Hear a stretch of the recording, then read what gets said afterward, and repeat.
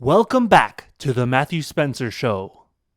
So tonight we have a special guest, and her name's Lynn Parker. So let's welcome Lynn. She's an author and a good friend of mine. Lynn, come on up, and it's so good to see you, Lynn. Yeah, thanks for agreeing to come on the show and be the first real guest on the Matthew Spencer Show. Thank you for having me. Yeah, I'm really excited to talk to Lynn. She's an author, and she's the author of the book, The Breakthrough, which you can, as far as I understand, buy it on Amazon. Correct. And you're working on a couple more books. Correct. So I'd like to talk about a few things with you, and I'm actually interested in writing, and I know that you have done it, and that is so awesome when people when they do what they talk about, and so I guess let's just start off with this question, Lynn. Tell me about the day you decided to become an author. Maybe it wasn't a day or a moment, but like I'm interested. A lot of people talk all their lives about, hey, someday I'll write a book. What really made you say, today's the day, or I'm going to do it this year? Well, as long as I can remember, I've always written stories.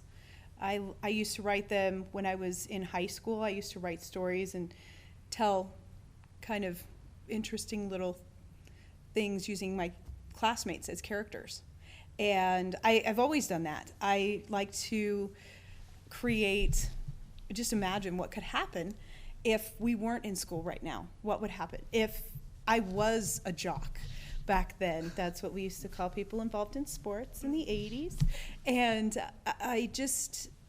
that's always been a part of me. I think it's just a talent that God gave me to write. And I wouldn't say there was necessarily a moment when I decided to start writing, because like I said, it's always just been a part of my life. But that one part where I just said, I'm going to actually publish this book, that came after I graduated from college, just actually a few years ago.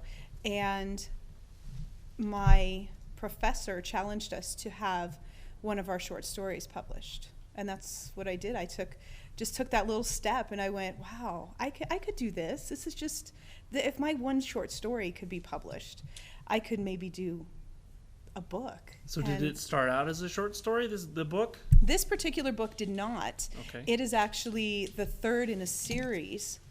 The short story that I did was the first in the series. Then there was another one. And one thing with writers is sometimes we write stuff and then we kind of step back in the editing process and look at it and go, that's junk. I can't even read that. And so that story actually got tabled. And then The Breakthrough came after that one. And so that's my Melody series. My next series is the Dissonance series, and it takes place in a fictional town in Wyoming. So is this a trilogy then? The Breakthrough, is it the trilogy, or? The Breakthrough will eventually be a trilogy, yes. But then my other books are part of another trilogy as well. Okay, so wow. So I knew you had 2 more books coming. Yeah. So you got more than that. I do, and this is exciting. my newest one. Yeah, go ahead and show that. Okay, so Damaged. it's called Damaged. I like the cover. That's really cool. Yeah. And it talks about the healing process that these 2 Army vets go through, physically, mentally, and spiritually, actually. And so it was kind of birthed from several of my friends and my son who served in the military. So. Yeah, awesome. And so when do you anticipate getting those books out there? That book is going to be published in November. Nice. So we're kind of I don't know if you have a deadline already, but we're kind of maybe throwing you, maybe you do have a deadline. But right now I've said it's going to be documents, and now I have to make good on that and see it through. Right. So your website is www.lynnparker.com. Correct. Wow, imagine that. That's a really good website. Yes. All right. So Lynn, maybe tell me, about your philosophy about storytelling. How do you go about telling a story? So I know creative people can just kind of get an idea from really anything. That's true. My philosophy is really that everybody has a story to tell. You just might not have the right means to do that. Sometimes it's hard for us, especially if it's something that affected us deeply, or left a scar, or was a huge impact in our lives. It's difficult for us to actually write that down. And so I still think that everybody has a story to tell. And I've written the story of a friend of mine. Her parents immigrated from Vietnam, and I started writing that story for her as she told it to me. And there's some things that you can elaborate on. It doesn't have to be an autobiography or biographical in any way, but there's always a story to tell that something in that story will impact somebody else in a big way. And even if it's just for one person, for me, it's worth it. All right, Lynn, so tell us a little bit about this book, The Breakthrough. I understand it's kind of contemporary fiction, kind of. It is. It's actually what we call realistic fiction. Realistic fiction. And it takes place in sometime in modernish time, whatever that means. Modernish, nice. It's basically about a man and a woman had a dream to help like troubled teens and that sort of thing in their town. They wanted to start something, a youth center for their town.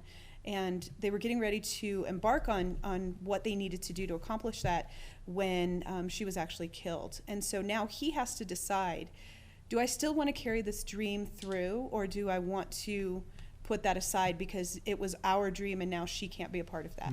And he meets some people along the way that help encourage him, and someone else that eventually shares his dream, and they are able to make that youth center a reality. So cool. It's Yeah, very cool. I read the synopsis, and it sounds like a good Christian fiction. Yeah. If I understand it.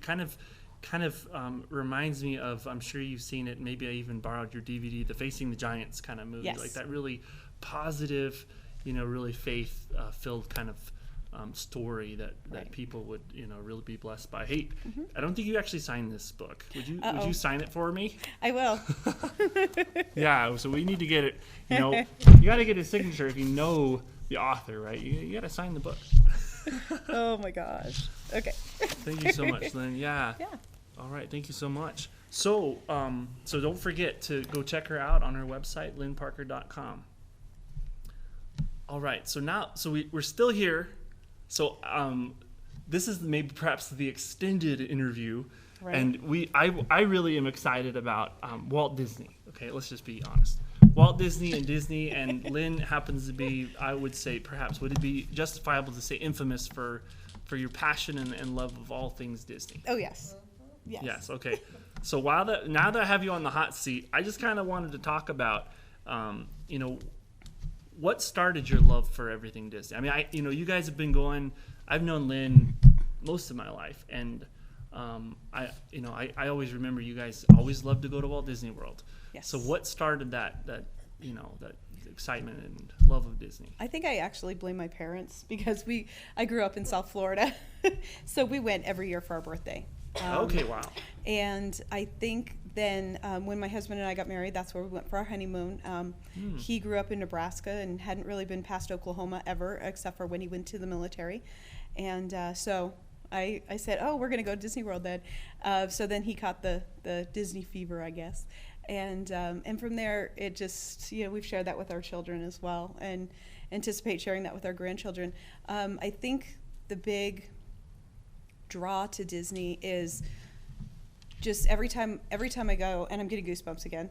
I just went to Disneyland actually about a month ago, and you just, you walk down Main Street and you think, this was the main part of his dream. And then it just expanded from there. And he had a vision. He didn't let anybody stop him or squelch his vision, even when he had no money, even when he filed bankruptcy. Before Mickey, he just had that vision in him to do something. Yeah, I read that when he was like 21, he raised like $100,000 at the time, and that was like in the 20s. Yeah. That's a lot of money. That's a lot of money. For a 20-year-old to raise. And he had a whole studio, like 10 employees at that time, the Laugh-O-Grams.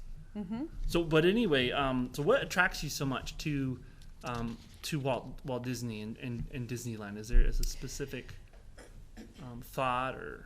Walt Disney was, he was such a dreamer, and he has. There's one of my favorite quotes from him is, "If you can dream it, you can do it," and that's so powerful. If we can keep our dreams and visions in front of us, then we can see that through. And I think that he never let anything get in his way. He saw it in his head. He found the people. If he couldn't sculpt a dinosaur, that's one of my favorite rides too. It's called Dinosaur. If he couldn't sculpt a dinosaur, he found somebody who could do it. Yeah. Huh. If he could, and he called them Imagineers because they had the vision too. And early on, he saw the big picture. And then he just took steps to get to it. And I think that's what motivates me and what draws me and makes me want to be in my own realm an Imagineer as well. Yeah, I'm personally very inspired by Walt Disney, and perhaps you already heard, but this year Disney was actually ranked on the Brand Finance Global 500 list as the world's most powerful brand. And of course, they acquired Marvel, then they acquired Star Wars, and they're like the most powerful brand in the world. Right. I think they made some really great moves that have really helped promote their company, which is really great. But one of the thoughts that I come back to is, let me just say something real quick. Just personally, I think a lot of people look down on the Disney brand. I think they look at it as kitschy and princessy and excessively Mickey Mouse merchandising kind of. That's what they see it as. They know how to get the 9-year-old girl market. Okay. Yeah. Let's be real. They really go after that, which actually lots of men and boys like to watch great fairy tales too. But personally, when I think of Walt Disney and what Disney has become today, I think of imagination, and like you were saying, limitless possibilities. But I think what he really expressed through his work was his the joy and the childlike sense of wonder that all of us really want. And but what I think is so amazing is that the vision of one man turned it into a global company with operations in 40 countries, 40 countries, and approximately 166,000 employees and cast members. And how many other people did his life impact? The life of one man. He was relentless, and he would not let go of his dreams. And the thought, I think, is if he had let go of his dreams, how many people would never aspire to be artists? How many people would never aspire to be authors? How many people would never have aspired to make a film? Or how many people would never aspire to be a cruise ship captain? Like how many people would never have aspired to these awesome things? And I just think that the life of one man is so precious and valuable. And so I think that, I think he's kind of an example for us, particularly, I think in the church world, sometimes we see secular people and we say, they really had it together. But I think God has put them in this time for us as an example to do our job at the end of time, really. That's right. So I think that's inspiring.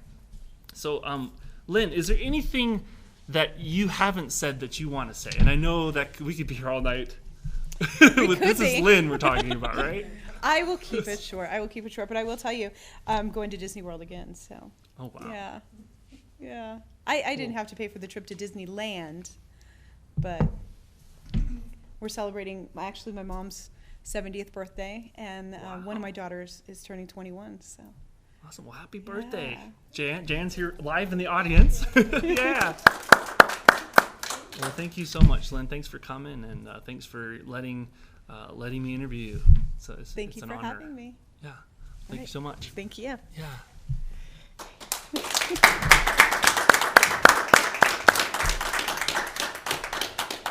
All right. That was cool. Well, thanks, Lynn, for being my first live interview on the set of the Matthew Spencer Show.